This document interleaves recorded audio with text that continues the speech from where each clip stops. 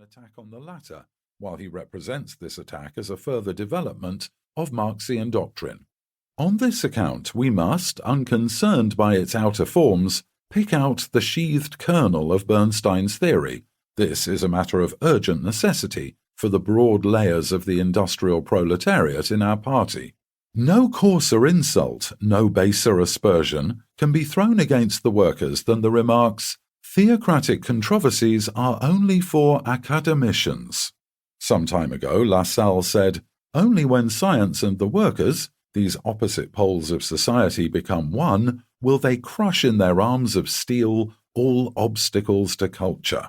The entire strength of the modern labour movement rests on theoretic knowledge.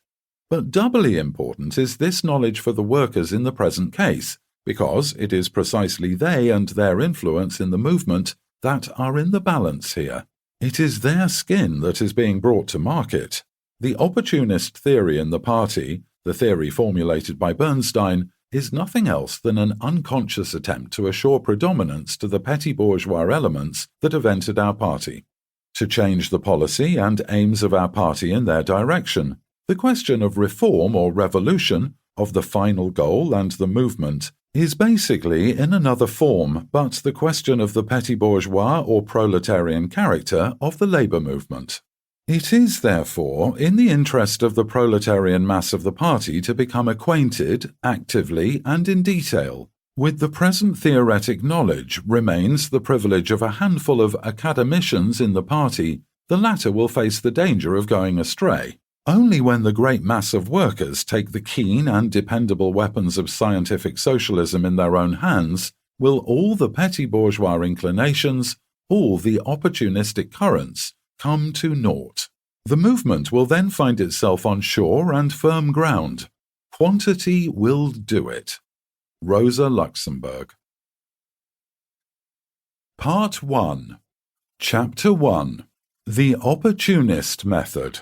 If it is true that theories are only the images of the phenomena of the exterior world in the human consciousness, it must be added, concerning Edward Bernstein's system, that theories are sometimes inverted images.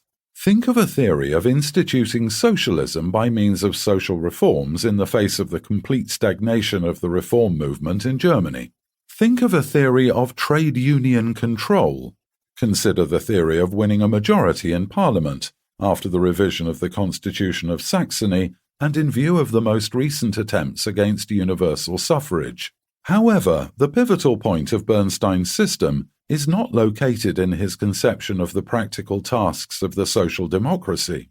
It is found in his stand on the course of the objective development of capitalist society, which in turn is closely bound to his conception of the practical tasks of the social democracy.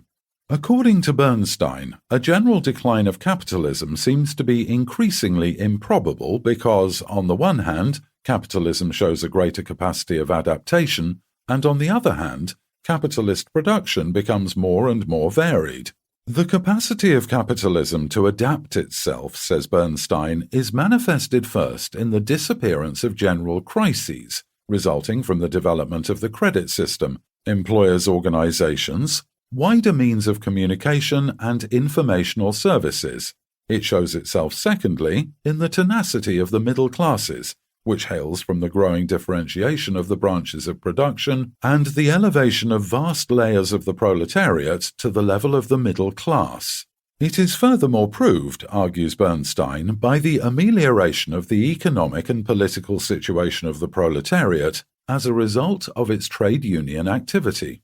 From this theoretic stand is derived the following general conclusion about the practical work of the social democracy.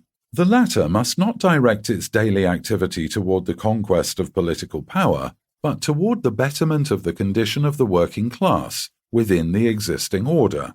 It must not expect to institute socialism as a result of a political and social crisis, but should build socialism by means of the progressive extension of social control and the gradual application of the principle of cooperation.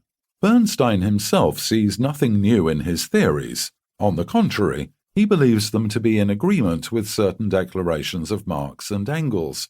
Nevertheless, it seems to us that it is difficult to deny that they are in formal contradiction with the